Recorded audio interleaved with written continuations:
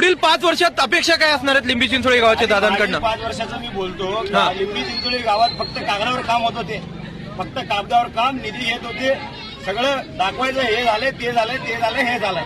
पण या मागील 5 वर्ष शिक्षणजी माळीने जे काम केलेलं आहे ते स्थानिक विकासाच्या मुद्द्यावरून लिंबी चिंचोळीच्या जनतेने भाजपला बहुमत दिलेलं आहे. यापुढे 5 वर्ष आमदार काय काम करणार, यापुढे जेवढं काही सरपंचाचा कार्यकाळ आहे त्याचं काय काम करणार याची ब्ल्यूप्रिंट आमची तयारी आहे. लिंबी चिंचोळी 3 पानंद रस्ते, 2 इतर छोटे रस्ते, या छोट्या रस्त्याच्या सरपंच यांच्या ग्रामपंचायत लिंबी चिंचोळीच्या माध्यमातून आम्ही शिफारस केलेली आहे. सचिन दादांनी त्यांना ग्रीन सिग्नल देऊन ही रस्ते पूर्ण करून गावचा सर्वांगीण विकास कसा होईल या बाबतीत सच्चिदानंद सरपंच साहेबांसोबत सविस्तर चर्चा करून गावच्या विकासाला काही कमी पडलं तरी आमदार तुमच्या पाठीमागे हे आश्वासन देऊन आम्हाला आता आमच्या गावात पाठवलेलं आहे.